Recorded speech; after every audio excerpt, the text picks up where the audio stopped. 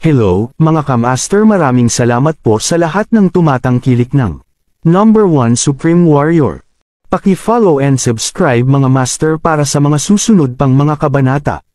Number 1 Supreme Warrior. Kabanata 2961. Sa wakas ay naayos na ang 10 pwesto, at nagpa siya si Jack na tumahimik pagkatapos noon. Tumangala siya at sinulyapan si Rudeyes na nakatingin sa kanya pabalik na may galit at makamandag na tingin. Kung nakakamatay lang ang tingin, 1,000 beses nang namatay si Jack. Nagpakawala siya ng tawa, walang pakialam kay Rudeyes. Pagkatapos ng lahat, si Rudeyes ay isang alchemist lamang na hindi nagbabanta sa kanya. Napatingin tuloy si Jack kay Rudy na kumakaway sa kanya. Sa sandaling makita niya si Rudy, alam niyang may sasabihin si Rudy. Ang bilog magsisimula na, at wala nang maraming oras si Jack. Matapos sumimangot at mag-isip sandali, tumayo siya at lumapit kay Rudy. Ito ay isang napakalibreng lugar. Ang sino mang hindi kumukuha ng partikular na paunawa ay hindi makikita ang sulok na iyon. Nang lumakad si Jack, natural na siya nakaakit ng ilang atensyon, ngunit hindi iyon nag-abala sa kanya. Pagdating niya sa harap ni Rudy, umupo siya sa banig bago sinabing, may sasabihin ka. Huminga ng malalim si Rudy bago seryosong tumango at sinabing, pakiramdam ko, hindi ka dapat maging walang ingat. Huwag masyadong masaktan ang mga taong iyon, ako. Alam mo kung kamusta ka, pero pakiramdam ko, medyo walang ingat ka pa rin. Nakikita ka na ni Rudeyes bilang isang kaaway, at tiyak na hindi ka bibitawan. Kung siya nakikiisa sa mga taong iyon mula sa Unbreaking Pavilion, magsisimula itong maging mas mahirap para sa atin. Baka magtulungan pa sila para maglagay ng bitag para sayo. Kung hindi tayo mag-iingat at mahuli nila, mapapahamak. Taos puso ang sinabi ni Rudy, at hindi man lang pinalaki. Tumango rin si Aaron bilang pagsang-ayon. Matapos makipag-chat kay Rudy, medyo naintindihan niya ang sitwasyon ni Jack at alam niya ang kanyang sama ng loob sa Unbreaking Pavilion. Higit pa rito, naroon din si Rudeyes mula sa Scarlet Pavilion. Tila ininsulto ni Jack ang lahat ng pinakamalaking puwersa. Napabuntong hininga si Jack habang siya ay nagpakawala ng tawa ng pagkagalit. Kung iisipin, ganoon talaga. Gayunpaman, hindi siya kailanman naging instigator ng anumang bagay. Sila ang gustong manggulo kay Jack, at gumaganti lang siya. Kung hindi man lang niya magawa iyon, baka masuffocate siya.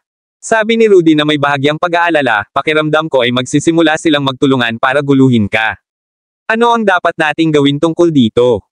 Alam na alam ni Rudy iyon, kahit humingi ng awa si Jack sa harap ni Rudeyes, siguradong hindi pakakawala ni Rudeyes si Jack.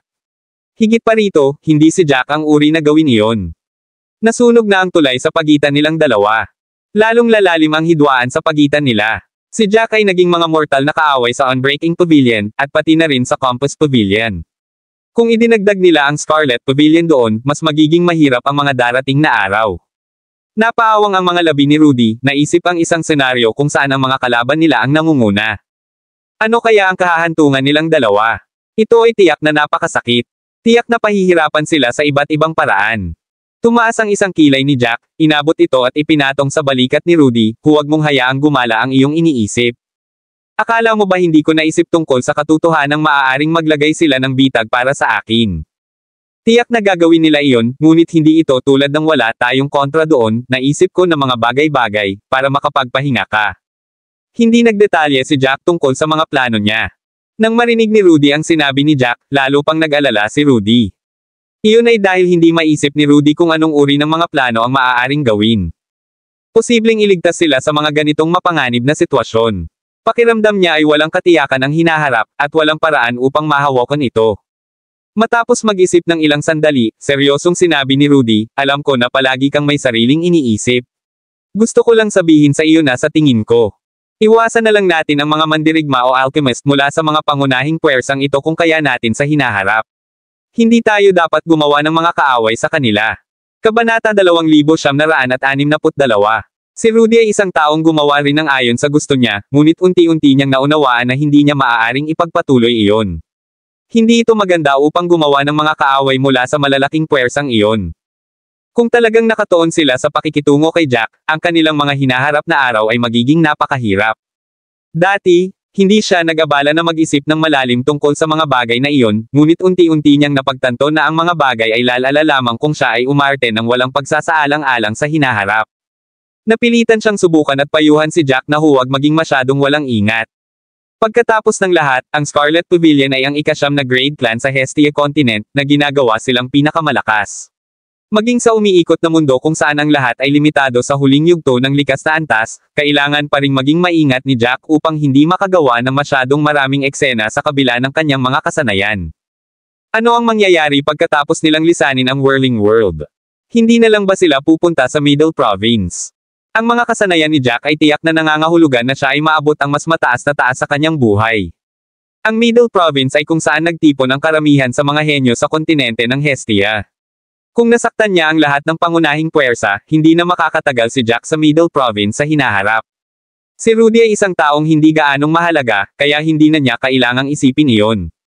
Hindi man niya ipagpatuloy ang pananatili sa Middle Province, maaari na lang siyang maghanap buhay sa ibang lugar. Gayunpaman, hindi iyon magagawa ni Jack. Matapos marinig ni Jack ang sinabi ni Rudy, nagtaas siya ng isang kilay at tinapik si Rudy sa braso. Alam ko kung ano ang iyong inaalala, ngunit hindi mo kailangang mag-alala. Hindi ko sinaktan ang lahat ng pangunahing puwersa, at may ilang bagay na kailangan mong pag-isipang mabuti. Poprotektahan ng mga pangunahing puwersang iyon ang kanilang sariling mga tao dahil lamang mas nakikinabang ito sa kanila na gawin iyon. Hanggat ang halaga ko ay mas malaki kaysa sa mga benepisyong iyon, hindi pa protektahan ng mga pangunahing puwersang iyon ang kanilang sariling mga tao sa ganoong lawak. Hindi maintindihan ni Rudy ang sinasabi ni Jack. Nakakunot ang noo niya habang nalilitong tumingin kay Jack. What do you mean? May balak ka bang sumama?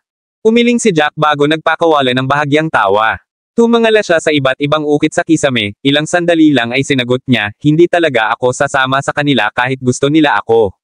Hanggat handa kang mag-isip tungkol dito, may mga paraan upang ayusin ang lahat. Maging ang mga pangunahing puwersa ay kailangang makipagtulungan pagdating sa ilang bagay. Lalong naguluhan si Rudy doon, ngunit alam niyang hindi kailanman magsasalita ng walang laman si Jack, ni hindi nagyayabang si Jack. Dahil sinabi ni Jack, natural na may nasa isip si Jack. Dahan-dahan niyang inalis lahat ng alalahanin niya. Tumangala siya sa heaven array sa gitna. Sa kanyang mga kasanayan, walang paraan na makasali siya. Gayunpaman, napaka-curious pa rin niya sa kung ano ang kanilang sasabakan pagkatapos may padala sa espasyong iyon. Maaari ba itong isang pagsubok na alchemy? Sari-saring ideya ang naglalaro sa kanyang isipan. Kakausapin pa lang niya si Jack tungkol dito, may narinig siyang yabag ng may lumitaw na pamilyar na figure sa harapan sila. Tumangala si Jack at kumunat ang noo, mamantong hininga sa loob. Matagal bago tumahimik ang mga bagay-bagay para sa kanya, ngunit may mga tao pa rin nagpumilit na magdulot sa kanya ng gulo. Nakasuot ng itim na damit ang tao, at may mahabang mukha pati na rin ang goatee. Halatang hindi siya ordinaryong tao. Ang taong iyon ay Samuel, ang alchemist mula sa Compass Pavilion. Bahagyang ngumiti si Samuel habang naglalaro sa kanyang mga mata ang iba't ibang emosyon. Hindi siya kumibo, bagkus ay kumuha siya ng banig sa kanyang imbakan space at inilagay ito sa harap mismo ni Jack. Pagkatapos noon ay umupo na siya na tila naghanda para sa mahabang pakikipag-usap kay Jack. Kumunat ang noo ni Jack, nagsimulang magplanong magpalit ng pwesto. Ayaw niyang makipag-usap sa mga taong ito. Kabanata 2963. Huminga ng malalim si Samuel habang nilaybot ng kanyang mga mata ang buong katawan ni Jack. Ang naghahanap na titig na iyon ay kitang-kita sa lahat. Nakakunot ang noo ni Jack, walang sinasabi habang hinihintay si Samuel. Pagkaraan ng mahabang panahon, sinabi ni Samuel, gusto ko talagang malaman kung saan ka nanggaling. Gusto kong malaman kung ano ang nagbibigay sa iyo ng walang takot na iyon. Alam kong ikaw talented, kapwa sa alchemy at sa martial skills. Kahit sinong nakakakilala sa iyo ay tiyak na hahangaan ka at may inggit pa sa iyo. Humalaklak si Jack, hindi inaasahan na magiging ganoon ang tono ni Samuel. Tila hindi naghintay ng sagot si Samuel habang nagpatuloy, noon, sinabi kong hindi ka galing sa kontinente ng Hestia. Hindi ko lang sinabi iyon ng basta-basta, ngunit ito ay isang paghatol na ginawa ko pagkatapos pag-isipan ito ng malalim. Iniisip ko pa rin na walang paraan na kasing lakas mo ng walang malaking puwersa sa likod mo. After your words with Rudeus kanina, lalo akong na-curious. Panipi.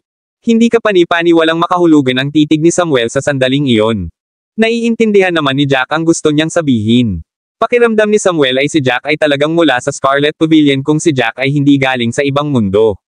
Gayunpaman, si Jack ay nakipag-clash kay Rudeus mula sa Scarlet Pavilion. Sapat na iyon para patunayan na walang kinalaman si Jack sa kanila. Bahagyang tumawa si Jack, iyon lang ba ang gusto mong sabihin sa akin? Gusto mong malaman kung saan ako galing?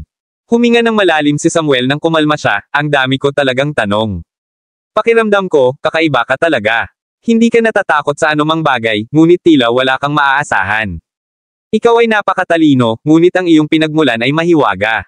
Gusto ko talagang malaman kung sino ka. Bakit ka gumagawa ng kaaway sa lahat ng malalaking puwersa sa kontinente ng Hestie? Matapos marinig iyon, hindi napigilan ni Jack ang mapatawa. Nakahinga siya ng maluwag nang may nakasulat sa mukha niya, may problema ba sa ulo mo? Maaari mo bang isipin ang mga bagay bago ka magsalita? Kailan ko sinubukang gumawa ng kaaway sa alinman sa mga pangunahing puwersa? Hindi ba't lahat kayo ang unang nagtangkang manggulo sa akin? Lumaban lang ako sa iyo, at lahat kayo ay nagsasabi na sinusubukan kong gumawa ng isang kaaway mula sa iyo. Hindi nakayanan ni Jack ang mga salitang iyon. Sa mata ng mga malalaking puwersang iyon, sila lamang ang pinahintulutang makapinsala sa iba, at hindi sa kabaligtaran. Maaari nilang tretuhin ang iba bilang sila. Nalulugod, ngunit hanggat ang sinuman ay tumalikod, ang mga taong iyon ay mapaparusahan. Si Jack ay hindi makatayo at hindi matanggap ang ganoong klase ng loika. Kumunat ang noo ni Samuel habang kumikinang ang mga mata sa kawalan. Pagkatapos bumantong hininga, sinabi niya, lahat tayo ay matatalino dito, kaya bakit kailangan mo para sabihin yan? Hindi mo ba naiintindihan ang ibig kong sabihin? Ang lahat ng ito ay hindi nakasulat na mga tuntunin na naiintindihan ng lahat. Lagi na lang ganyan ito, at ikaw lang ang gusto ang mga bagay sa sarili mong paraan. Ipinipilit mong lumaban sa mga pangunahing puwersa. Hindi ka tanga. Dapat may dahilan kung bakit mo ito ginagawa. Kabanata 2964. Nang marinig iyon, biglang tumawa si Jack sa frustration. Ito ang unang pagkakataon na hindi niya napigilan ang sarili sa pagtawa. Kaya sa mata ng mga iyon, mga alagad mula sa mga pangunahing puwersa, ang lahat ay isang hindi nakasulat na tuntunin na dapat sundin ng lahat.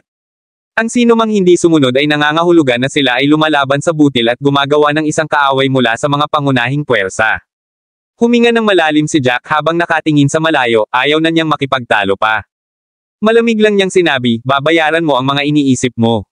Pagkatapos sabihin iyon, tinikom ni Jack ang kanyang bibig, ayaw nang lumayo pa. Alam na alam niyang hindi nila iisipin na may ginawa sila mali, at iisipin na lang na ang nagkamali ay siya. Kahit na ang kabilang partido ay kailangang mawalan, ito ay makatwiran pa rin. Ang mga pangunahing puwersa ay hindi pinahintulutang makaranas ng anumang pagkalugi. Lalong nagalit si Rudy habang nakikinig. Nagsimulang manginig ang kanyang mga braso nang magsimulang magpakita ang apoy sa kanyang mga mata. Kung nabigo siyang mapanatili ang kanyang sense of reasoning, sana ay sumugod na lang siya palabas at hinawakan si Samuel sa kwelyo, sinampal ng ilang beses ang lalaking iyon para isipin ang sinabi niya. Tumawa si Samuel, wala kaming babayarang presyo, pero tiyak na magbabayad ka. Magbabayad ka ng masakit na halaga. Huwag mong isipin na magiging ligtas ka habang buhay dahil lang ligtas ka na ngayon. Matatapos ang iyong buhay kapag nakalabas ka na sa Prosper City. Ang mga pangunahing puwersa ay tiyak na magtutulungan upang manghuli sa iyo. Kahit na napakatalino mo, walang paraan na maiiwasan mo ang lahat.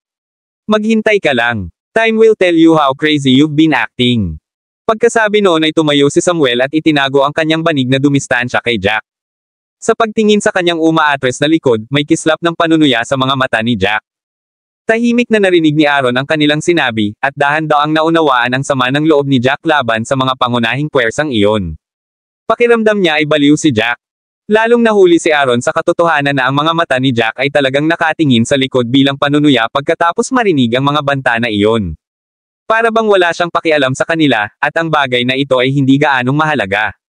Naguguluhan siya, pero pakiramdam niya ay masyadong mayabang si Jack. Bumulong siya, hindi ka ba natatakot? Tumaas ang isang kilay ni Jack at mahinahong sinabi, bakit ako matatakot? Alam na alam ko na gusto akong patayin ng mga taong ito, ngunit tiyak na babayaran nila iyon. Hindi pa natin alam kung sino ang maghahirap sa huli. Tinikom ni Jack ang bibig pagkatapos sabihin iyon, nagsimulang pumikit para magpahinga. Napaawang ang labi ni Aaron habang gulat na nakatingin kay Jack. Ang mga iniisip ni Jack ay ganap na hindi maintindihan. Bumantong hininga siya sa loob, pakiramdam niya. Baliw talaga si Jack. Unti-unting lumipas ang oras, at dumating na ang oras para ma-activate ang Heaven Array. Sa sandaling ito, mayroong isang mahinang gininto ang glow sa array. Lahat ng kalahok ay kailangang tumayo sa hanay. Naginat si Jack habang dahan-daang tumayo. Sinaman niya ng tingin si Rudy habang bumulong, kapag nakapasok na ako, bawal kang tumugon sa anumang mga hamon. Ipikit mo lang ang iyong mga mata at magpahinga. Tumanggaw si Rudy, nakatingin lang kay Jack na may pag-aalala. Hindi nagatubili si Jack habang naglalakad siya papunta sa Heaven Array.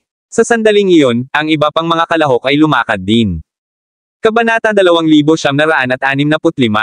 Ito ay naiiba sa ibang mga grupo. Kung tutuusin, ang daming nangyari. Nanatiling nakatitig si Rudeyes kay Jack na may makamandag na tingin. Mata. Parang gusto niyang sibakin si Jack. Hindi ito pinansin ni Jack. Ang isa pang taong tumapak sa hanay ay si Nash, na mula rin sa Scarlet Pavilion. Medyo close si Nash kay Rudeyes. Siya rin ang pinuno ng ikapitong pangkat. Pagkatapos ng lahat, ang kanyang katayuan at kakayahan ay ang pinakamalakas. Pagkasakay niya sa Heaven Array ay tumingin si Nash Jack. Pinaikit niya ang mga mata habang malamig na tinitigan si Jackie. Para siyang makamandag na ahas na handang hampasin anumang oras. Nash meron sadyang tumabi kay Jack, at panay ang tingin kay Jackie. Hindi mapakali si Jackie na makipag-interact ng sobra sa isang ganoon at nanatiling tahimik sa buong oras. Pagkaraan ng ilang sandali, ang ginintoang liwanag ay lumiwanag, at lahat ay nabalot dito. Pagkatapos nito, ang lupa sa ilalim ng mga ito ay nagsimulang makaramdam ng walang laman. Si Jack ay pamilyar sa pakiramdam na iyon. Ito ay tanda ng isang malayuang paglipat. Makalipas ang kalahating oras, dahan-daang nawala ang pakiramdam, at muling damakit ang kanilang mga paa sa lupa. Nang muli niyang idilat ang kanyang mga mata, nalaman niyang nasa banyagang espasyo siya. Lumingalinga siya sa paligid at nakitang tila nasa isang napakalaking palasyo pa rin sila, ngunit walang mga ukit sa paligid. Lumingon siya upang tumingin sa likuran niya at nalaman niyang napakalaki ng palasyo. Hindi niya talaga makita ng sarili niyang mga mata ang dulo nito. Maliban kay Jack, narinig na ng ibang mga alchemist ang tungkol sa venue ng kompetisyon. Hindi sila masyadong na-curious tungkol dito habang nag-uusap sila at naglalakad sa hanay. Sinundan ito ni Jack, napansin na may dalawang magkaparehong hanay sa hindi kalayuan na nagniningning sa matingkad na gininto ang liwanag. Sa ilang sandali lang, lumitaw ang mga tao sa unang hanay. Pareho silang nakasuot ng 10. Lahat sila ay may puting damit na may mga gawa-gawang hayop na tinahi. Ang iba pang hanay ay may 10 tao rin. Ang 10 iyon ay pawang nakasuot ng malalim na kulay na damit. Wala silang gaanong ekspresyon sa kanilang mga mukha, mukhang hindi kapani-paniwalang malamig. Malinaw na ang unang 10 ay mula sa White Marsh Continent habang ang huling 10 ay mula sa Chaos Continent. Dumating na lahat ang 30 kalahok, ngunit medyo mabigat ang kapaligiran.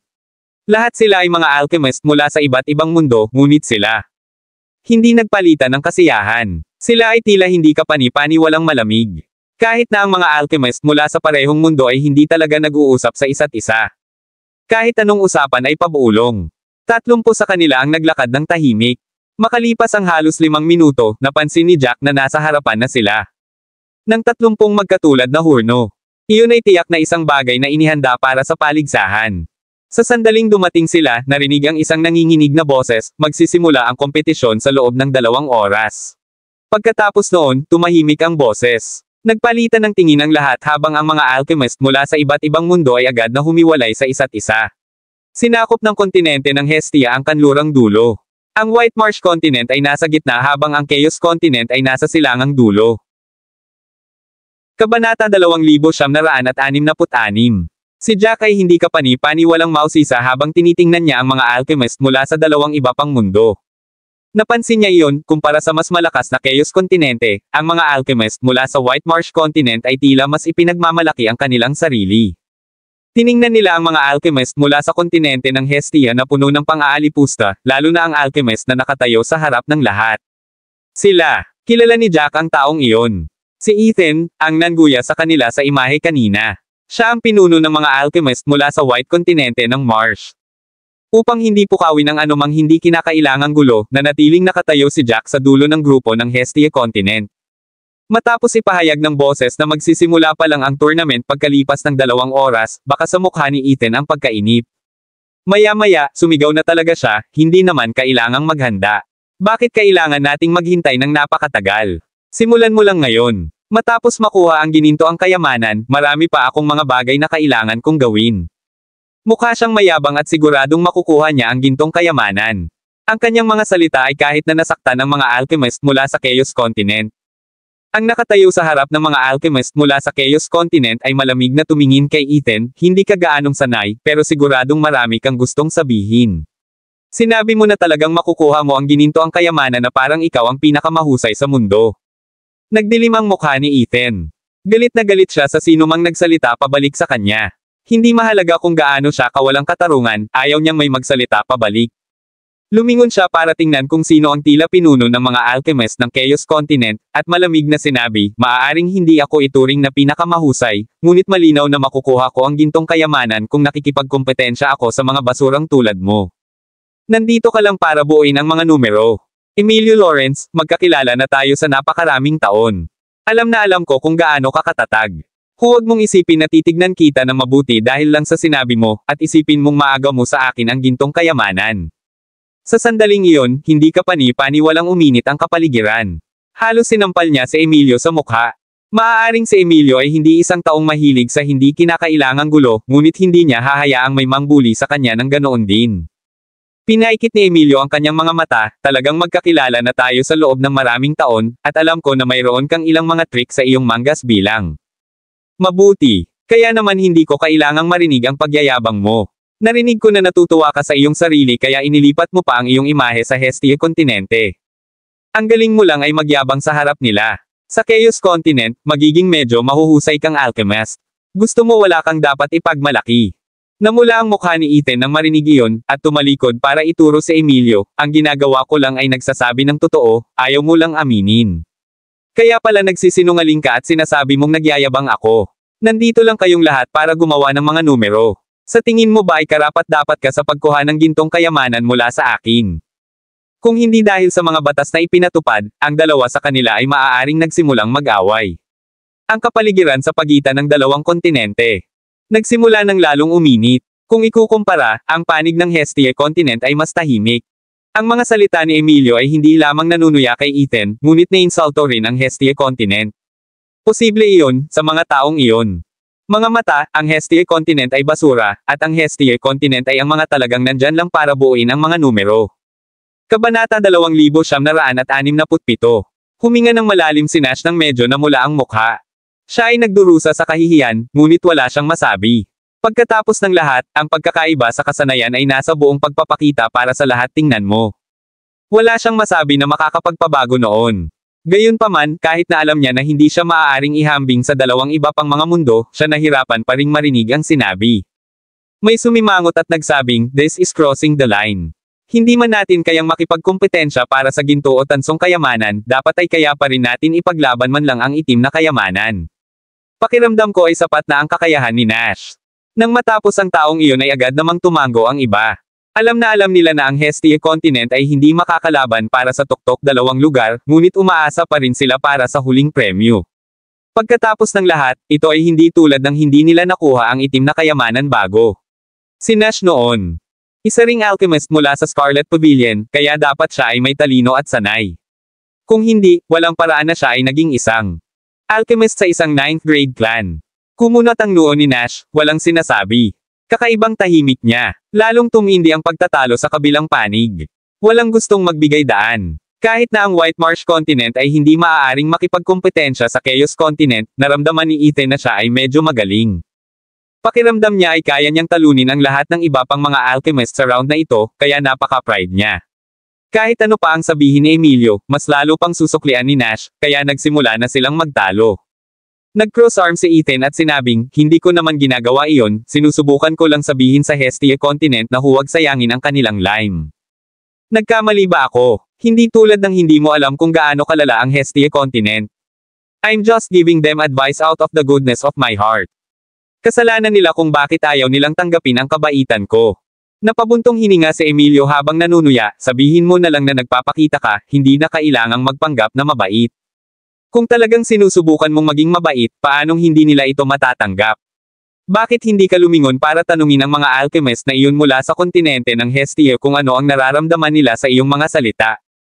Sabi ni Ethan, wala akong pakialam sa nararamdaman nila. Kailangan ko lang malaman na talagang sinubukan kong maging mabait. Sila ang hindi alam ang kanilang lugar at pilit na sumasali. Hindi nila aaminin na sila ay basura. Pagkatapos ng lahat, ang basura ay karaniwang may posibilidad na hindi makasarili. Ang dalawa sa kanila ay talagang nagsisimulang insultuhan ang Hestia Continent habang sila ay nagtatalo. Si Ethan ay nagsimulang magpigil, at ang mga alchemist ng Hestia Continent ay talagang gustong sampilan silang dalawa. Ang mga alchemist mula sa Hestia Continent ay malapit nang mawala ng kontrol. Talagang lumalagpas sa linya si Ethan. Noong sila ay nasa inner city, puro pangungutya lang ang mga ipinadala niyang komunikasyon, paano naman ito dahil sa kabaitan. Siya ay sadyang sinusubukang iikot ang mga bagay-bagay sa paligid, kahit na ipinapakita ang kanyang sarili bilang isang mabuting tao. Maging si Jack ay nakaramdam din ng galit. Yung taong yun ay masyadong kasuklam-suklam. Huminga ng malalim si Nash at tuluyang humakbang pasulong. Pagkatapos ng lahat, siya ang pinuno ng mga alchemist mula sa kontinente ng Hestia. Kung napipilitin siya para lunukin na lang ang lahat, kahit ang mga alchemist mula sa kontinente ng Hestia ay magsisimulang magmura sa kanya. Tumangala si Nash at sinabing, malinaw ang mga patakaran para makita ng lahat, kaya bakit hindi tayo makasali? Nakakuha pa kami ng mga kayamanan dati. Kung lahat ng mga alchemist mula sa Hestia continent ay basura, kung gayon walang paraan na nakakuha kami ng dalawang kayamanan. Ang isa sa kanila ay isang tansong kayamanan. Sinabi iyon ni Nash para ipagtanggol ang karangalan ng Hestia continent. Sa totoo lang, ang kanyang mga salita ay ganap na makatwiran, hindi ito katulad ng lahat ng mga alchemist mula sa ang Hestia continent ay basura. Kabanata 2968. Kung talagang basura silang lahat, paano sila nakakuha ng anumang kayamanan? Gayunpaman, sa sandaling sinabi niya na nagsimulang tumawa si Ethan sa isang napakalaking paraan. He turned to coldly look at Nash, you only got two. Mga kayamanan, paano ka nagkaroon ng mukha para sabihin iyon? Nakakuha ka na ba ng anumang gintong kayamanan? Wala kang nakuha kahit isa. Puti. Ang Marsh continent ay nakakuha ng 2 gintong kayamanan, 1 tansong kayamanan, at 3 itim na kayamanan. Ang Hestia continent ay mayroon lamang 2 kayamanan. Sa kabuuan at wala ni 1 ginto. Sinasabi mo talaga na hindi ka basura. Sino pa ba ang magiging basura kung hindi ikaw? Batay sa aking nalalaman, ang 2 kayamanang iyon ay ang limitasyon ng magagawa ng kontinente ng Hestia. Makuha. Sa mga sumusunod na ilang grupo, siguradong babalik ka ng walang dala. Precise kasi yun, na hiniling ko na wag mong sayangin ang novel drama mo oras.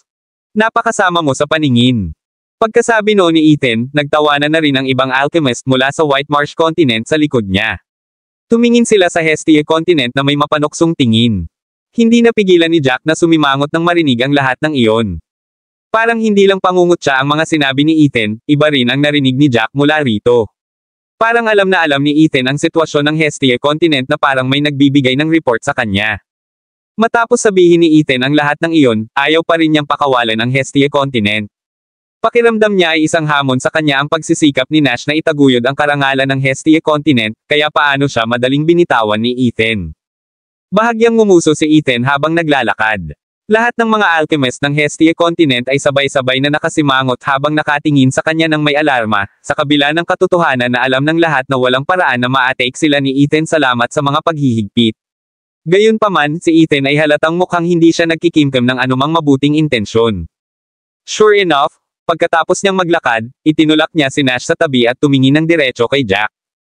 Itinuro niya mismo ang alchemist badge ni Jack at sinabing, sinabi ko na sa iyo. Lahat kayo ay basura. Nandito ka talaga para buuin ang mga numero. Tumanggi kang aminin ngunit tingnan mo lang ang taong ito. Tingnan mo kung ano ang nasa dibdib niya. Habang sinasabi niya iyon, sinadya ni Ethan ang pagtaas ng boses, para marinig siya ng lahat. Pagkatapos noon, kusa siyang tumabi, itinuro ang alchemist badge ni Jack. Sa sandaling iyon, nakita ng mga alchemist mula sa 2 iba pang mundo ang ika-6 na baitang alchemist badge sa dibdib ni Jack. Siya ay talagang ika-6 na baitang alchemist. Mukhang naubusan na talaga ng tao ang Hestia continent. Ika-7 grupo pa lang, pero wala na ba silang sapat na tao? Wala na silang natitirang mga alchemist sa ika-7 baitang. Maging ang mga alchemist mula sa Chaos continent ay nakiisa upang kutsain sila sa pagkakataong ito. Napatingin ang lahat sa mga alchemist mula sa kontinente ng Hestia na may mga titig na puno ng paghamak. Talagang ginawa ng ika-6 na baitang alchemist badge ni Jack na parang nandito lang siya para buuin ang mga numero. Napaawang ang labi ni Jack nang hindi siya makapagsalita, biglang nagsisi na hindi siya nakapagpalit ng damit. Hindi niya ito pinansin ngunit ginawa niya iyon. Ayokong mag-aksaya ng oras sa mga taong iyon at maging sanhi ng gulo. Akala niya ay walang makakapansin sa kanya kung siya ay nasa ang dulo ng grupo, ngunit talagang sumugod si Ethan at itinulak ang lahat para ituro siya. Parang alam na ni Ethan lahat ng nangyari sa loob ng lungsod. Kumunat ang noo ni Jack habang sinimulan niyang tingnan si Ethan na may pagtatanong. Kung walang alam si Ethan, walang paraan na itinuro siya ni Ethan. Tutal, nakatayo siya sa likod, hindi nakakaakit ng anumang atensyon. Kabanata 2969. Parang may nagbibigay talaga kay Ethan ng impormasyon tungkol sa nangyari sa Inner City. Sinabi pa nila kay Ethan ang hitsura niya tulad ng na kung paano pinamamahalaang ituro ni Ethan si Jack sa karamihan. Huminga ng malalim si Jack habang nakakunot ang noo sa sobrang inis. May paraan talaga ang problema para mahanap siya saan man siya magpunta. Naisip niya yun walang mahirap na mangyayari hanggat pinananatili niya ang isang mababang sapat na profile. Ang mga tunog ng panunuya ay patuloy na naririnig, at ang mga alchemist ng Hestia Continent ay lubos na napahiya. Lahat sila ay hindi kapani-paniwala. Galit habang ang ilan sa kanila ay nakatitig kay Jack ng may galit. Parang sinusubukan nilang sabihin kay Jack na mali siya sa kanilang mga mata. Nang maramdaman ni Jack ang mga titig na iyon, hindi niya napigil ang mapatawa habang sinasabi, ano ang tinitingnan mo sa akin? Ako ba ang nanlilibak sa'yo? Wala kang lakas ng loob na harapin sila, kaya sa halip ay sinusubukan mo akong harapin. Kakaiba talaga ang mga taong iyon. Halatang si Ethan ang tumakbo at sinimulan silang kutsain. Halatang si Ethan ang unang naghanap ng gulo. Gayunpaman, alam nilang hindi nila kayang talunin si Ethan, kaya nilingan nila si Jack. Parang si Jack ang may gawa ng lahat. Nagtakip ng ngipin si Nash at galit na tumingin kay Jack, I've never seen someone as shameless as you. Hindi ba ikaw ang dahilan nito? Kung hindi ka nagpumilit na sumali, nainsulto ba tayo ng ganito? Galit na galit si Nash, mabilis ang pagtaas-baba ng dibdib. Halos sisubog na siya. Inihagis niya ang lahat ng galit kay Jack, na para bang si Jack ang naging dahilan ng lahat. Pinilit ni Jack na makilahok kahit na sinubukan nilang pigilan siya. Paano kung nandito si Jack? Walang paraan na makakuha si Jack ng anumang mga resulta. Ito ay ganap na walang silbi. Mas lalo lang silang mapahiya. Kinaladkad niya pababa ang lahat ng alchemist mula sa Hestia Continent kasama niya. Tumaas ang isang kilay ni Jack, nakatingin kay Nash na para bang nakatingin sa isang asong gala sa tabi ng kalsada. Siguradong may alam si Ethan. Nilingon niya si Jack na nagtataka. Walang masyadong pangungutya sa kanyang mga mata, bagkos ay kuryosidad. Nagtataka si Ethan kung saan nakakuha ng lakas ng loob si Jack para sabihin ang lahat ng iyon. Natawa siya at sinabing, Brat, nakakapagsalita ka talaga. Parang ayaw mong magpasakop kahit kanino. Sa tingin mo ba ikaw ang pinakamahusay sa mundo? Pagkasabi noon ay hindi napigilan ni Ethan ang matawa. Sa puso niya, parang clown ang kilos ni Jack. Sinusubukan lang niyang asarin ang clown na iyon. Tumangala si Jack at sinulyapan si Ethan, sinisikap mo bang tiyakin na alam ng lahat na ikaw ay umiiral? Para ka lang langgam, tumakaway kahit saan pwede. Parang kailangan mong sabihin sa lahat na kahanga-hanga ka. Kung talagang may kakayahan ka, hindi mo na kailangang magpakitang gilas ito sa lahat. Nagmumukha ka lang biro sa akin. Agad namang ikinabigla ng mga katagang iyon ang lahat ng naroroon, dahilan para nanlaki ang mga mata nila. Hindi nila inaasahan na isang ika-6 na baitang alchemist mula sa Hestia Continent ay talagang magsasabi ng ganoon. Siya ay praktikal na nagmumura kay Ethan, inihagis ang dignidad ni Ethan sa gilid. Si Jack ay lubos na natulala kay Ethan. Napaawang ang mga labi ni Ethan sa galit, ni hindi makabuo ng anumang magkakaugnay na pag-iisip. Matapos marinig iyon ni Emilio, nagtatakang tumingin siya kay Jack. Pagkatapos noon, bigla siyang pumalakpak sa harap ng lahat, sumang-ayon, medyo matapang ka talaga. Dapat kong sabihin, ang iyong mga salita ay medyo makatwiran. Kabanata 2970. Habang sinasabi niya iyon, hindi kapani-paniwalang kalmado ang tono ni Jack. Para bang may pinag-uusapan siyang hindi mahalaga. Kahit na ginawa ni Ethan. Hindi ibunyag ang lahat, nagawa na ni Jack na malaman ang mas malalim na kahulugan sa likod ng kanyang mga salita. Natural, hindi sila pinayagang makipag-away sa sandaling iyon. Higit pa rito, kung ang mga alchemist ay talagang nagsimulang makipaglaban, ang mga resulta ay hindi ganap tiyak. Kaya gusto niyang sabihin na, baka wala siyang magawa kay Jack dito, pero hindi niya papakawala ng madali si Jack pagkabalik ni Jack sa Hestia Continente. Gagawin niya ang lahat para patayin si Jack. Pagkatapos ng nangyari sa kontinente ng Hestia 30,000 taon na ang nakalilipas, ang kontinente ng Hestia ay nahiwalay sa lahat ng iba pa. Walang makakapasok sa ibang mundo sa pamamagitan ng hadlang na iyon. Kung gusto niyang patayin si Jack, kailangan niyang gamitin ang mga mandirigma ng Hestia Continent. Doon nagmula ang problema. Si Ethan ay isang alchemist mula sa White Marsh Continent. Karaniwan, wala siyang dapat gawin sa Hestia Continent, kaya bakit may tutulong sa kanya? Nagsasangkot iyon ng mas maraming bagay, ngunit ang sinumang may utak ay maaaring maunawaan ang maraming bagay mula sa kanilang pag-uusap. Natigilan si Ethan, hindi inaasahan na maiintindihan ni Jack ang mga bagay ng ganoon kabilis. Talagang naisip na ni Jack ang mga bagay bago siya makapagsalita ng anuman. Naninigas ang labi niya habang nililibot ang paningin sa paligid. Bigla siyang nagsisi sa sinabi niya.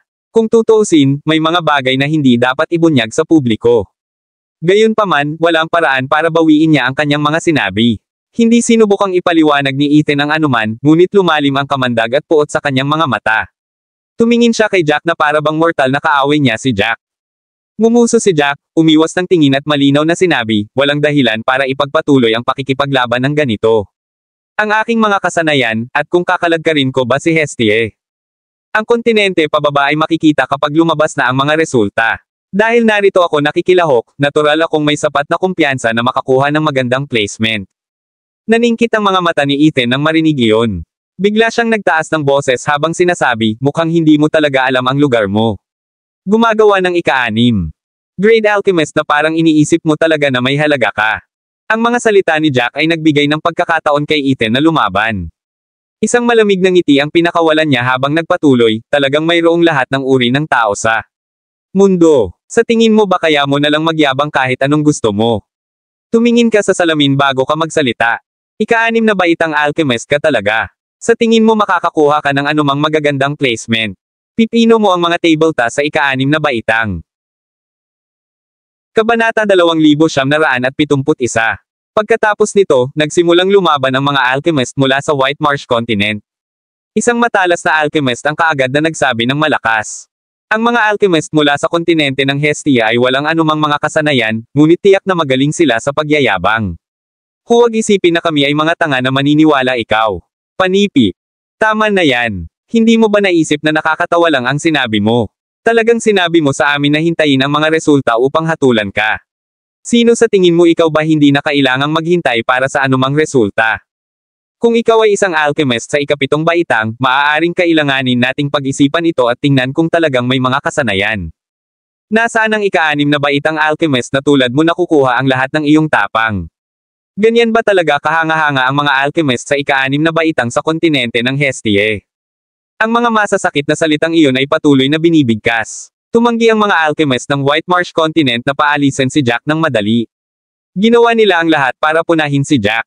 Hindi lang si Jack ang pinuna nila, kundi sinisiraan din nila ang lahat ng mga alchemist mula sa Hestia Continent. Hindi sila nag-abala pang pigilin ang kanilang mga salita. Ang mga alchemist mula sa kontinente ng Hestia ay hindi kapani-paniwalang galit na nakikinig sa mga salitang iyon. Lahat sila ay hindi kapani-paniwalang nagalit at gustong sumagot. Gayunpaman, hindi nila maisip kung ano ang sasabihin. Pagkatapos ng lahat, tama sila. Si Jack ay tiyak na isang ika-6 na baitang alchemist. Hanggat mayroon siyang badge ng isang 6th grade alchemist sa kanyang dibdib, wala sila maaaring sabihin na iyon ay mas kapani-paniwala. So, wala talaga silang masabibag. Napilitan silang itago sa kanilang mga mukha ang galit, hindi makapagsalita. Dahil wala naman silang masabi, naghagi sila ang kanilang galit kay Jack sa halip. Kabanata 2972. Ang ilan sa mga alchemist mula sa Hestia Continent ay nagsimulang lumingon at tumingin kay Jack, pwede bang tumigil ka na sa pagsasalita? Kung meron ka talagang skills, hindi ka namin pipigilan na magsabi ng kahit ano. Pwede bang tingnan mo na lang ang badge sa dibdib mo bago ka magsalita? Hindi ka man lang 7th grade alchemist, kaya bakit mo sinasabi ang lahat yon? Pinapahiya mo lang ang buong kontinente ng Hestia kasama mo. Tama na yan. Ito ay isang bagay upang ipakita ang off kapag ikaw ay nasa loob ng lungsod, ngunit ang yabang mo pa dito. Kung may dahilan ka para maging ganito, hindi ka namin pipigilan. Gayunpaman, wala kang karapatan na maging, kaya ikaw ay magiging pinagtatawanan ng iba. Napabuntong hininga si Jack. Sa pagtingin sa mga taong iyon, kailangan niyang aminin na mayroon silang punto. Pagkatapos ng lahat, hindi nila alam ang tungkol sa kanya. Napatawa si Jack nang bigla niyang naramdaman na hindi siya basta-basta magagalit ng hindi nasusuklian. Napatingin siya kay Ethan na nagsasalita. Ang pinakamaingay. Sinabi niya sa kanyang karaniwang tono, kaya sa tingin mo hindi ako makakakuha ng isang kayamanan, tama? The moment he said that, tumawa ulit ng malakas si Ethan. Nagsisimula ng sumakit ang tiyan ni Ethan sa kakatawa habang tinuturo si Jack, bakit ka nakakatawa? Sa tingin mo ba talaga makakakuha ka ng kayamanan? Kalmadong tumanggaw si Jack, sa tingin ko kaya ko. The moment na sinabi niya na natigilan ang lahat. Nagsimula silang tumingin kay Jack na parang tulala. Alam ba niya ang sinasabi niya? Alam niya bang nakakatawa ang sinabi niya? Isang taong may 6th grade alchemist badge sa kanyang dibdib ang talagang nagsasabi na siya ay malalagay sa nangungunang 3 sa round na ito. Kahit na ang mga itim na kayamanan ay hindi isang bagay na maaaring makuha ng sinuman. Sa napakaraming alchemist na ipinadala ng Hestia Continent, isa lamang sa kanila ang nakakuha ng itim na kayamanan. Hindi na nakapagpigil si Nash habang nakakunot ang noo niya kay Jack. Alam mo ba ang sinasabi mo? Pwede bang tumahimik ka na lang at tigilan mo na kami sa kahihiyan? Hindi mo ba alam na pinagtatawanan ka nila? Tumango si Jack. Hindi siya tanga. Natural na masasabi niyang ginagawa nila ang lahat para kutsain siya, ngunit immune na siya. Lahat ng iyon. Masasabi nila kung ano man ang gusto nilang sabihin, parang hindi pa siya nakarinig ng ganoon. Nang makita ni Nash na mahinahong tumango si Jack, natigilan siya bago sinabing may pagkaasar, iba ka talaga. Kabanata 2973. Seryoso na si Nash habang sinasabi iyon. Talagang naisip niya na si Jack ay isang ganap na weirdo. Kung hindi siya nagdadrama sobrang walang utak. Pakiramdam niya ay baliw si Jack, ngunit ayaw niyang masira ng isang baliw ang reputasyon ng buong Hestia Continent. Huminga siya ng malalim. Hininga habang seryosong sinabi, mabuti pa tumahimik ka na lang. Kung patuloy kang magsalita, hindi kita bibitawan. Tumaas ang isang kilay ni Jack, walang pakialam habang sinasabi, anong magagawa mo sa akin? May balak ka bang atakihin ako ngayon? May sarili akong plano sa pagsasabi nito, wala itong kinalaman sa iyo. Pagkatapos nun, tumingin ulit siya kay Ethan. Sa pagkakataong iyon, malakas na tumawa si Ethan. Napaawang ang labi ni Jack habang bumaantong hininga. Gayunpaman, kinalma niya ang sarili matapos isipin ang nauna niyang plano. Tumangala siya kay Ethan at seryosong sinabi, bakit hindi tayo tumaya noon? Kung nakakuha ako ng isang kayamanan, kahit anong uri, kung gayon ako ay mananalo. Kung hindi, matatalo ako. Pusta tayo ng 1,000,000 spirit crystal. The moment na sinabi niya na tumahimik ang lahat. Nanlaki ang mga mata nilang lahat habang nakatingin kay Jack, natulala. Hindi kalayuan kay Jack, hindi napigil ang sabihin ng isang gwapong alchemist mula sa kontinente ng Hestia, hindi ka tumitigil sa paghanga sa akin. Gusto mo ba talagang tumaya laban sa kanila? Huwag kalimutan na ang mga taya ay napupunta sa magkabilang direksyon. Kailangan mong bigyan sila ng 1,000,000 spirit crystal kung matatalo ka. Tumango si Jack, namumungay ang mga labi habang galit na sinabi, hindi ako 3 taong gulang na bata. Siyempre, alam ko na magkabilang daan ang taya. Hindi ba't sinabi ko na natalo ako kapag hindi ako nakakuha ng kayamanan? Kapag natalo ako, bibigyan ko siya ng 1,000,000 spirit crystal. Kapag nanalo ako, bibigyan niya ako ng 1,000,000 spirit crystals. Ganun lang kasimple. Hindi na kailangang magpaliwanag. Gaya nga ng sabi ni Jack, mas tumahimik ang paligid. Napakatahimik na literal na nakarinig ng isang pin drop. Ang mga kilos ni Jack ay lubos na naguluhan sa kanila. Kaya ba talagang maging confident si Jack, o may iba pa siyang plano? Maging si Ethan ay hindi alam ang sasabihin. Matagal siyang sumimangot sa katahimikan bago sinabing, baliw ka ba? Alam mo ba kung ano ang iyong ginagawa? 1,000,000 espiritong kristal. Sa tingin mo ba ay maliit na bilang iyon? Kakayanin mo ba kahit 1,000,000 spirit crystals? Same time na tumango si Jack habang sinabi sa hindi kapani-pani walang kalmadong tono, syempre, kaya ko. Kung hindi ka naniniwala sa akin, maaari tayong pumirma ng kontrata. Walang makakaya laban sa taya basta pirmahan natin. Kung matalo ako, kailangan kong bigyan ka ng 1,000,000 spirit crystal. Sa sandaling iyon, sa wakas ay napagtanto ng lahat na hindi nagbibiro si Jack. Nagseryoso siya. Talagang naisip niya na makakakuha siya ng isang kayamanan. May nagsimulang bamulong, pwede bang naglalaro ang taong ito sa lahat ng oras? Makakakuha ba talaga siya ng kayamanan? Imposible. Kung talagang may kakayahan siya, siguradong malalaman ng mga kapwa niya alchemist mula sa kontinente ng Hestia kahit hindi kami, halata naman sa mukha nila na hindi nila akalain na magagawa ng lalaking ito. Pagkatapos sabihin iyon ng taong iyon, tumango ang lahat, pakiramdam na iyon ay isang tumpak na pagbasa sa sitwasyon. First time nilang magkita ni Jack, pero si Jack ay mula sa kontinente ng Hestia. Siguradong alam ng ibang alchemist doon kung sino si Jack. Kabanata 2974. Gayunpaman, ang paraan ng kanilang pakikitungo kay Jack ay naging malinaw na si Jack ay hindi isang kakaiba. Sa halip ay tinawag ng mga alchemist si Nash na siyang pinuno ng mga alchemist na iyon. Dahil iyon ang kaso, paano naging matapang si Jack? Lalong tumindi ang mga usapan sa paligid nila. Sa huli, ang ugali ni Jack ay talagang nalitaw sa kanila dahil si Jack ay nagsalita ng may gayong pagtitiwala. He might have really been that confident the whole time as if he is really that skilled. Pagkatapos ng lahat, walang paraan upang bawiin ang taya pagkatapos nito. Ay nilagdaan, kailangan nilang maglabas ng 1,000,000 kristal ng espirito kung matatalo sila. Ang 1,000,000 espiritong kristal ay hindi maliit na bilang. Kahit na ang isang napiling disipulo mula sa isang 9th grade clan ay kailangang mag-isip tungkol dito. Lahat sila ay bata pa at wala pang nakakalap na kayamanan gaya ng mga matatandang alchemist. Sa sandaling iyon, nagsisimula na silang maguluhan. Maging si Nash ay hindi alam ang gagawin. Pakiramdam niya ay nabaliw na si Jack, kung hindi ay hindi na sana gumawa ng kabaliwan si Jack. Maaari ba talagang magkaroon ng labis na pera si Jack, o may ibang layunin si Jack? Matapos ang paulit-ulit na pag-iisip, hindi pa rin niya maintindihan kung ano ang pakay ni Jack. Walang paraan na makakuha ng magandang resulta si Jack. Sa halip, mag-aalok si Jack ng 1,000,000 spirit crystal ng libre. Huminga ng malalim si Nash bago bumulong kay Jack, "Are you actually crazy? Wala ka ba talagang mapaggagamitan ng 1,000,000 espiritong kristal? Kung hindi, maaari mo na lang silang ibigay sa akin." Nakataas ang kilay ni Jack habang sinusulyapan si Nash, hindi sinasagot si Nash. Binalak niyang itaas ang taya sa 2,000,000 spirit crystals ngunit pakiramdam niya ay maaaring magdulot ito ng gulo kung gagawin niya iyon. Magtataka sila kung kaya ba niyang maglabas ng 2,000,000 espiritong kristal at itulak ang bagay, iginiit na ipakita niya ang mga ito. Hindi niya talaga kayang gawin iyon. Kahit na si Jack ay nakaipon ng napakaraming kayamanan, hindi pa rin ito sa 2,000,000 espiritong kristal. Pagkatapos mag-isip tungkol dito, itinulak niya ito pababa sa 1,000,000. Walang imik si Jack sa mga usapan sa paligid niya. Hindi siya mapakali na kausapin silang lahat at wala man lang intensyon na makipagtalo. Tumingin siya kay Ethan at mariing sinabi, "Stop wasting time, just tell me if you'll take up the bet or not. Kung gagawin mo, magmadali tayo at pumirma sa kontrata. Kung ayaw mo, bilasan mo at sabihin mong hindi." Tumingin si Ethan kay Jack na may ganap na kakaibang ekspresyon pagkatapos noon, seryoso ba ang batang ito? May mali ba sa ulo niya? Sa pag-iisip, hindi niya maiwasang masiguro ang isang bagay. Tiyak na may mali sa ulo ni Jack, o hindi magkakaroon si Jack na gawa na.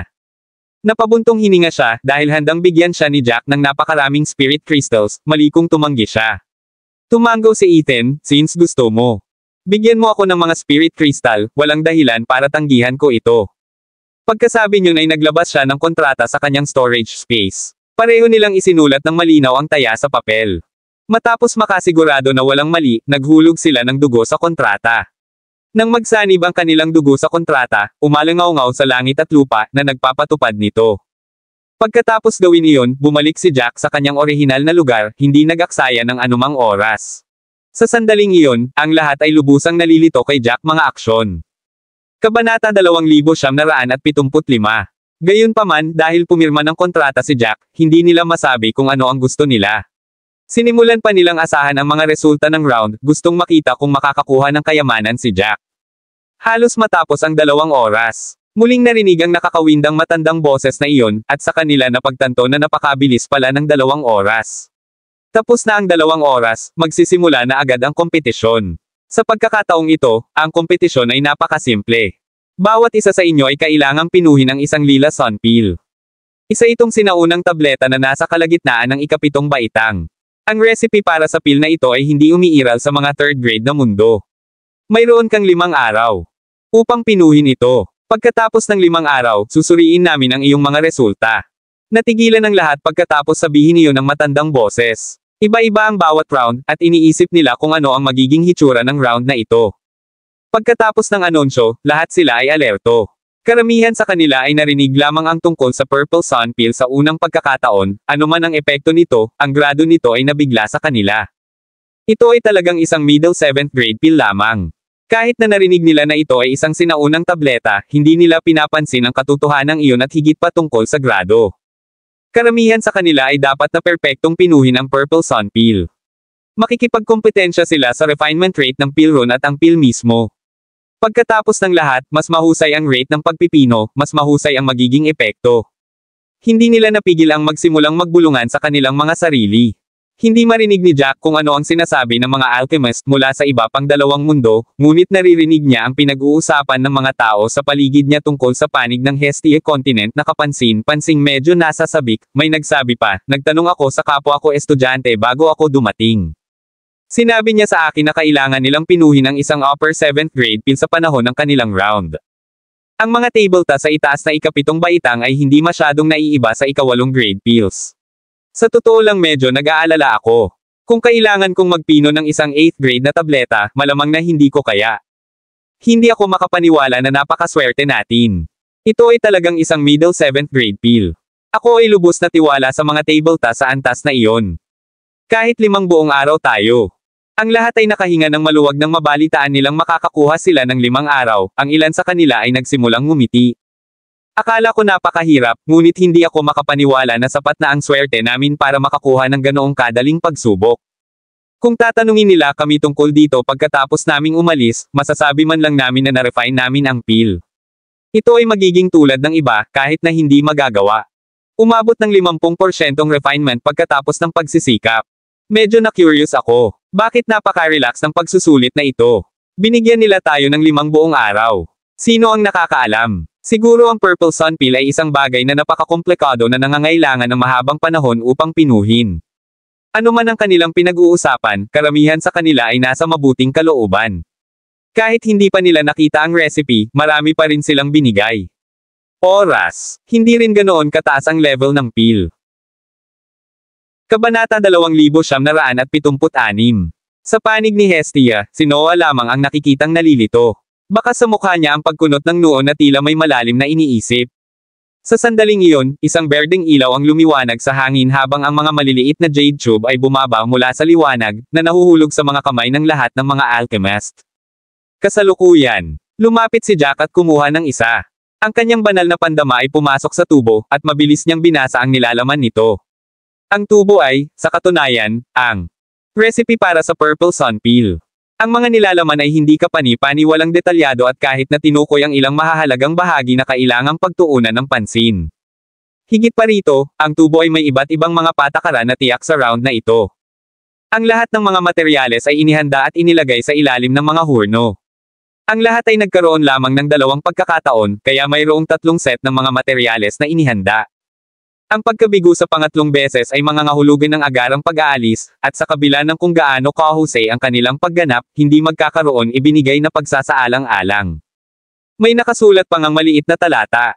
Dito ay ang katotohanan na ang Purple Sun Pill ay nangangailangan ng kabuoang 5,600 pill rune, kung saan 983 sa mga ito ay sinaunang pill rune. The moment they saw that paragraph, lahat ay nabigla. Nawala ang nakaka-relax na atmosphere kanina dahil halatang nakasimangot ang lahat. Ang 5,600 pill rune ay hindi gaanong pagdating sa 7th grade pill, ngunit mula sa bilang na iyon, 983 sa mga ito ay sinaunang pill rune, na gumawa ng mga bagay na ganap na naiiba. Hindi nito itinaas ang kahirapan sa pamamagitan lamang ng isang antas, ngunit sa halip ay ilang ulit. Ang Jade Tube ay malinaw na naglalarawan sa lahat ng mga rune ng tableta. Sa partikular, binigyang pansin nito ang mga sinaunang pill rune. Ginamit nila ang kanilang divine senses para tingnan ang lahat ng pill rune, ngunit nang hinayang silang napagtanto na wala silang kilala ni isa sa kanila. Hindi man lang sila nakita noon. Nangangahulugan iyon na gagawin nila. Kailangang matutunan ang lahat ng sinaunang pill rune mula sa simula. Mayroon lamang silang maikling 5 araw upang kabisaduhin at matagumpay na i-condense ang mga pill rune na iyon. Kakailanganin din nilang tiyakin na sila ay hindi bababa sa 50% pino. Ang lahat ng ito ay umabot sa pagtaas ng antas ng kahirapan na hindi nila matanggap. Napakahirap para sa mga alchemist na mag-rank up. Ang pagkakaiba sa pagitan ng 2 grado ng mga alchemist ay hindi kapani-pani, walang malawak, at ang susi ay nasa mga pill rune. Pagkatapos ng lahat, ang mga mas mataas na antas ng mga table tasks ay nangangailangan ng higit pang mga pill rune upang mayukit sa mga ito. Kahit na hindi sila mga sinaunang pill rune, ang pag-alala at pag-condense ng 983 bagong rune ay hindi ganoon ka-simple. Alam ang lahat ng ito, marami sa mga alchemist na naruroon ay nagsimulang matakot na sila ay ganap na mabibigo sa yugtong ito. Napabuntong hininga si Jack habang walang magawa ang mga labi. Ipinaliwanag nito kung bakit binigyan sila ng 5 araw para sa round na ito. Sa hirap ng pagsubok, ang 5 araw ay halos isang bagay na magagamit, kung ano ang nangangailangan na kabisaduhin ang 983 bagong sinaunang pill rune sa loob lamang ng 5 araw. Pagkatapos noon, kailangan nilang i-condense ang mga rune na iyon sa isang 50% na rate ng refinement. Ito ay hindi madali sa lahat. Ang mga alchemist mula sa Chaos Continent ay hindi napigilan ang kanilang katahimikan. Kahit na may pagkakaiba sa kakayahan ng mga alchemist. Sa pagitan ng mga mundo, wala sa kanila ang nag-isip na ang round na ito ay madali. Bumaba ang mukha ni Ethan at Emilio. Samantala, ang ilang mga alchemist ay nagbulungan sa kanilang mga sarili, akala ko ay magpapahinga na tayo ngayon, ngunit ito ang nangyari. Hindi ba ito masyadong mahirap? Pakiramdam ko karamihan sa atin dito ay hindi man lang makapagpino ng Purple Sun Pill, lalo pa ang isa sa 50% refinement, kahit sino. Na nakakakuha ng 40% ay sapat na kahanga-hanga. Parang napakamalas natin. Parang hindi natin alam kung ano ang pinagdaanan ng mga naunang round. Kung ikukumpara sa naunang 6 na grupo. Ang grupong ito ay kapansin-pansing ilang beses na mas mahirap. Kabanata 2977. Tatanungin nila kami tungkol sa mga pills na pinino namin at kung nagtagumpay kami sa sandaling bumalik kami. Tatawanan nila tayo kung sisigot tayo ng tapat. Tama na yan. Malinaw na ang round na ito ay nakatakdang pahirapan tayo. Nanghihinayang akong sumali sa ikapitong grupo ngayon. Kung alam kong makukuha niya ito mahirap, hindi sana ako sumali. Dapat kanina lang ako sumama o mamaya. Nagsimulang lumabas ang mga reklamo habang hinaing nila ang kanilang kapalaran. Bago ito, kumbinsido sila na sila ay naging maswerte. Kung tutuusin, binigyan sila ng maraming oras, at napakababa ng marka ng Purple Sun Pill. Nang malaman nila na kailangan talaga ng Purple Sun Pill ang 983 Ancient Pill Runes, wala sa kanila ang naniwala na ganoon na sila kaswerte. Sa halip naramdaman nilang mahirap, ang isang mahinang paglalarawan ng kanilang kalagayan, sila parang inaatake sila ng kahirapan sa halip. Sa lahat ng naroroon, si Jack lang ang hindi gaanong nagpakita ng reaksyon habang ang iba ay, kawili-wili, nagpanik. Napabuntong hininga si Ethan habang nakatingin kay Emilio ng makahulugan. Nang makita niya na kahit si Emilio ay mukhang hindi siya relaxed, nakaramdam ng pait si Ethan. Kahit na anong uri ng taya ang ginawa niya laban kay Jack noon, ang pangunahing kalaban niya ay si Emilio sa buong panahon, at ayaw niyang matalo sa kanya. Ang gintong kayamanan ay kanya. Nais niyang makakuha ng kaluwalhatian para sa White Marsh Continent at maging isang bayani para sa kanyang kontinente. Hindi siya papayag na malampasan siya ni Emilio. Walang magawang ibinuka ni Emilio ang kanyang mga labi. Maaaring hindi niya naisin ang gininto ang kayamanan gaya ni Ethan, ngunit gusto pa rin niyang makuha ang unang pwesto. Kung tutuusin, hindi lang siya makikinabang ng malaki sa Chaos Continent kung gagawin niya ito, ngunit igagalang siya ng ibang mga alchemist pati na rin ang pagkamit ng mga gantimpala para sa kanyang sarili. Bilang isa na nanalo ng gintong kayamanan, mapipili niya ang pinakamahalagang bagay mula rito. Gayunpaman, ang gawaing ito ay napatunayang napakahirap, at hindi siya sigurado kung siya ay magtagumpay sa huli. Ang mas iniisip nito ay nagpakibot ang kanyang mga labi habang tahimik niyang ginaganyak ang sarili. Sa sandaling iyon, malamig na ngumiti si Ethan at medyo mayabang na sinabi sa kanya, mukhang hindi ka ganoon ka-confident. Sa iyong mga pamantayan, kahit na ang pagpino ng Purple Sun Pill sa 50% refinement ay isang problema. Tandaan mo na hanggat hindi umabot sa 50% refinement ang pill, itatapon na ang pill. Ang Purple Sun Pill ay magiging matagumpay lamang kung ang bawat tableta ay nasa 50% refinement. Nakakunot ang noo ni Emilio habang nakatingin kay Ethan ng masama. Hindi mo kailangang sabihin sa akin iyon. Hindi ba common knowledge ito? Itigil mo na ang pagpupumilit ng away. Si Ethan, gayunpaman, ay hindi umabot ng agresibo at ngumiti lamang habang nanunuya, pinagtatakpan mo lang ang iyong kahihiyan sa galit. Whatever, huwag ka lang magmukhang tanga pagkatapos. Kung hindi mo ito pinuhin, walang sino man ang magkakaroon ng anumang mga resulta. Mag-isa lang ako sa top 3. With that, tumawa si Ethan. Siya ay lubos na kumpiyansa sa kanyang sarili, at kahit na ang pag-ikot ay hindi kapani-pani walang mahirap, siya ay may pakiramdam na siya ay magagawang manalo ng walang kamali-mali. Nagsalubong ang kilay ni Emilio, na lalong kinaiinisan si Ethan sa puntong iyon. He gritted his teeth and hissed, pwede ba tumahimik ka na lang? Itigil ang pagmamalaki. Bago pa man lumabas ang resulta. Kung ikaw ang mabibigo sa huli, mas nakakahiya. Parehong kinasusuklaman ni na Ethan at Emilio ang isa't isa, kahit sa paningin, at paalitang inatake ang isa't isa. Gayunpaman, hindi interesado si Jack sa gayong mga argumento. Sa halip, sinusubukan niyang kalkulahin kung gaano katagal bago niya matagumpay na pinuhin ang tableta. Sa pagkakataong iyon, nakita niyang nakatingin si Nash, ang kanyang mga mata ay nagtatanong at nag-aalangan. Mahirap sabihin kung ano ang iniisip ni Nash. Jack. Nakakunot ang noo, hindi nagtatanong ng kahit ano. Pagkaraan ng ilang sandali, nagtanong si Nash, mukhang tiwala ka pa rin, kahit sa puntong ito. Kabanata 2978. Nanlaki ang mga mata ni Nash sa pagtatanong kay Jack. Sa ilang sandali, hindi alam ni Jack kung ano ang sasabihin. Ipinapalagay niya na walang mag-aabala sa pakikipag-usap sa kanya, dahil siya lang ang kakaiba with his odd behavior, yet talagang nilapitan siya ni Nash at nagtanong. Kumunat ang noo ni Jack.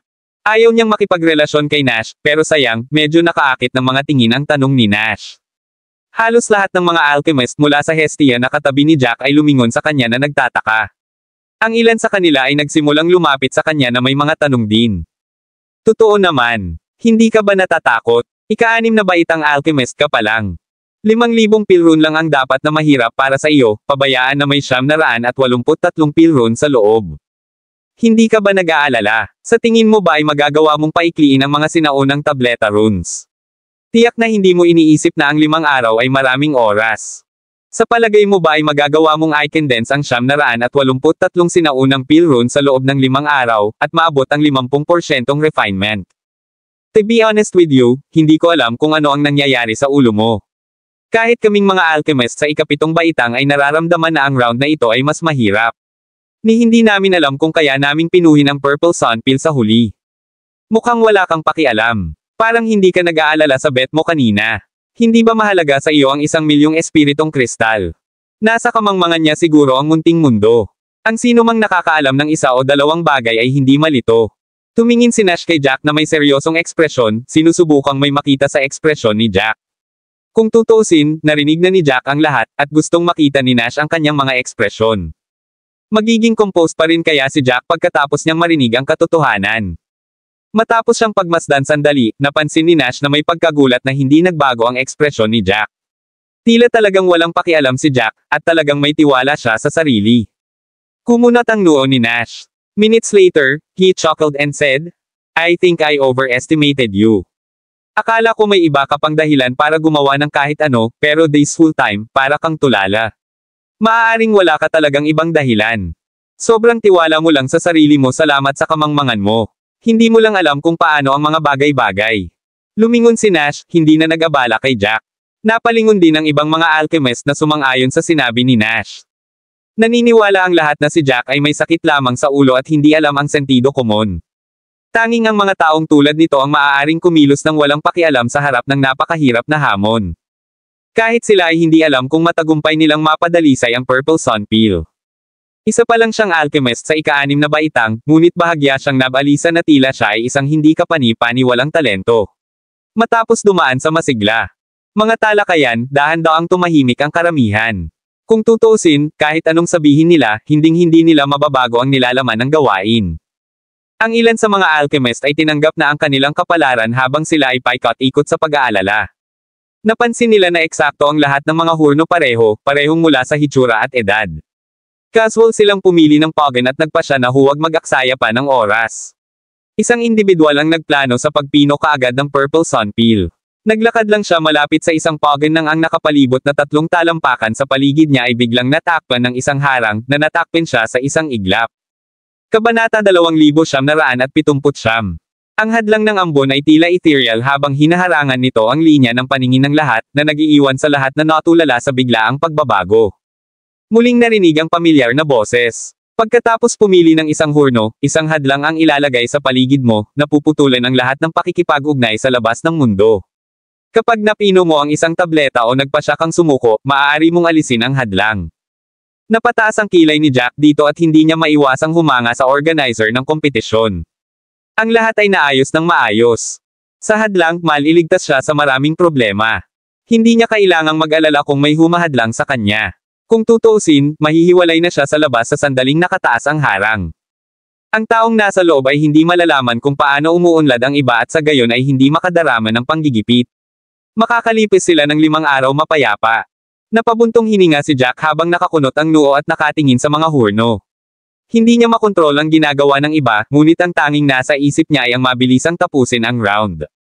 Maaaring mayroon si Jack ng mga alaala mula sa nakaraan at maging kumpiyansa sa mga sinaunang pill rune na iyon, ngunit tumanggi siyang ibalik ang mga bagay at huminga hanggang sa lumabas ang mga resulta. Gusto niyang bigyan ng sapat na oras ang sarili. Ang mga hurno ay nahati sa 6 na hanay ng 5. Pagkatapos mag-isip tungkol dito, lumakad siya sa pinakahuli sa ika-6 na hanay. Nakasanayan na niyang maghanap ng mga sulok. Sa huli, ang lahat ng mga hurno ay eksaktong pareho, kaya walang pagkakaiba kahit na kung alin ang pinili niya. Nang siya ay humakbang sa loob ng 70 sentimetro na hanay mula dito, isang bundle ng ambon ang tumaas sa paligid niya, na naging isang hadlang na pumutol sa kanya mula sa labas ng mundo. Sa sandaling iyon, mas nakaka-relax si Jack kaysa dati, sa kabila ng katotohanan na siya ay kalmado na sa panahong ito. Maliban kung may lumampas sa linya sa kanilang mga salita o direktang nakaapekto sa mga benepisyo ni Jack, siya ay hindi mag-abala sa kanila, tinatrato ang kanilang mga salita bilang walang kaparirikon. Gayunpaman, ang lahat ay masyadong maingay, labis na ikinagagalit niya. Ang hadlang ay naghiwalay sa kanya ng ganap mula sa labas ng mundo, na lubos na nagpasaya kay Jack. Sa wakas, hindi na niya kailangan pang makinig sa kanilang kalokohan. Ang huling pogen sa ika-6 na hanay ay hindi kapani-paniwalang malapit sa kinaroroonan ni Jack. Pagkatapos niyang maglakad, ang mga tao sa paligid niya ay hindi pa nagkaroon ng oras upang mag-react bago ang harang ay naghiwalay kay Jack sa lahat. Siya ang pangalawang tao na pumasok sa isang hadlang.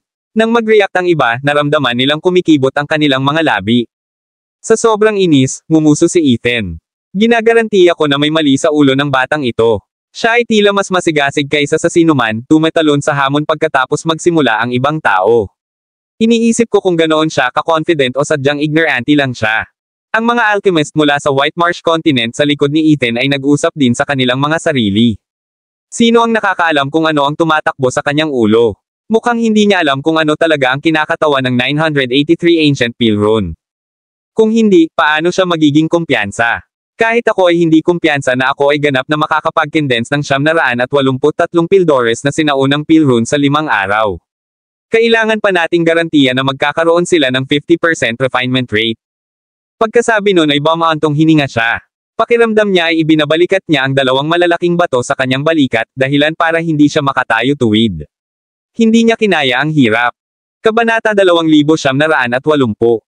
Kung talagang nabigo siyang pinuhin ang isang purple sunpeel, pagtatawanan siya pagkatapos niyang bumalik sa White Marsh Continent. Kahit na sinabi niya iyon mas mahirap sa pagkakataong ito, walang pakialam. Pagkatapos ng lahat, ang purple sunpeel ay isang middle 7th grade peel. Para sa kanila, hindi ito mahirap. Sa pag-iisip tungkol doon, napabuntong hininga siya habang tumangala at sinabi kay Ethan, Ethan, sa tingin mo ba ay pagtatawanan pa rin nila ako kapag hindi na kumpleto ang Purple Sunpeel kung sasabihin ko sa kanila na mayroon itong 983 sinaunang peel rune? Ang taong iyon ay tunay na nagmamalasakit sa kanyang dignidad. Nag-aalala siyang pagtawanan siya. Bumantong hininga si Ethan, hindi man lang nag-abala pang lumingon habang sumagot, nakalimutan mo na sila. Sa tingin mo ba ay mag-aalala sila sa iyong mga dahilan? Ang kabiguan ay kabiguan. Gaano man makatwiran ang iyong mga dahilan, hindi pa rin nila papansinin ang mga ito. Mas mabuting siguraduhin mong mapino mo ang isang purple sunpeel. Kung hindi, magiging katawa-tawa kapag balik mo. Hindi pinalaki ni Ethan ang kahit ano at wala rin siyang intensyon na pagtawanan ang lalaking iyon. Nang marinig iyon ng mga alchemist mula sa White Marsh Continent sa likuran niya, hindi sila komportable na tila nabuhusan sila ng isang balde ng malamig na tubig. Matagal siyang bumantong hininga at bumulong bago sila nagsimulang pumili ng kanilang mga hurno. Nagsimula na ang oras, at nagmumura na sila na walang sapat na oras. Kung maaantala pa sila, makakaapekto ito sa kanilang mga resulta. Pagkaraan ng ilang sandali, ang lahat ay pumili ng isang pogen para sa kanilang sarili at pumasok sa mga hadlang, pansamantalang pinutol ang pakikipag-ugnay mula sa labas ng mundo. Samantala, 3 set ng mga materyales para sa Purple Sunpeels ang inilabas ni Jack ng sabay-sabay at inilagay sa mesa. Ang Purple Sunpeel ay hindi isang napakataas na grade na tableta, ngunit ito ay nasa kalagitnaan pa rin ng ika-7 baitang. Hindi rin mura ang mga materyales na kailangan. Ang unang hakbang ng proseso ng pagpipino ay upang gawing likido ang lahat ng mga materyales. Kinuha ni Jack ang isang purple na maple stone at inilagay ito sa kanyang palad. Tumingin siya sa ibang mga materyales. Ang pagpino ng Purple Sunpeel ay nangangailangan ng 3 purple na maple stone, 1 red sun herb, 2 phoenix grass, at 3 white spirit flowers. Ang presyo ng mga materyales na iyon ay hindi bababa sa ilang libong espiritong kristal sa kabuuan. Pagkatapos mapino ang Purple Sunpeel, tataas ang presyo ng 2 o 3 beses. Iniisip niya kung kaya niyang dalhin ang tableta pagkatapos niyang gawin. Kung kaya niya, baka maibenta niya ito sa magandang presyo. Si Jack ay tumingin sa pera na parang tinitingnan niya ang kanyang buhay sa puntong iyon. Pagkatapos ng lahat, ang mga kristal na ika-9 na baitang ay nangangailangan ng napakaraming mga kristal na espirito upang mabili. Jack hinding-hindi susuko sa anumang pagkakataong makakuha ng mas maraming spirit crystals. Matapos tingnan ang mga materyales, hindi nagmamadali si Jack na simulan ang pagpino. Sa halip, kinuha niya ang jade tube at tiningnan ang lahat ng peel rune kailangan para sa Purple Sunpeel, lalo na ang mga sinaunang peel rune. Hindi lamang alam ni Jack ang mga peel rune na iyon, ngunit naalala pa niya ang mga ito. Mabuti. Ang problema lang ay hindi pa niya napino ang mga ito noon, at hindi sumasabay ang kanyang mga alaala sa kanyang katawan. Dahil doon, si Jack ay hindi sigurado kung gaano karaming oras ang kakailanganin niya para i-condense ang lahat ng mga pilron na iyon. Ipinikit ni Jack ang kanyang mga mata saglit bago huminga ng malalim at inalis ang lahat ng iba pang iniisip sa kanyang isipan. Pagkatapos, nagsimula na siya upang paikliin ang mga ron ng tableta. Ang kanyang mga kamay ay patuloy na gumagalaw habang ang isang malabong gintong glow ay makikita sa kanyang mga daliri. Ang pagguhit ng mga ron ng tableta ay hindi lamang nangangailangan ng totoong enerhiya. Kailangan din ng lakas ng loob. Maraming salamat mga ka-master sa walang sawang pagsusubaybay, isang like, share, and subscribe naman dyan mga ka-master. Abangan ang susunod pang mga kabanata.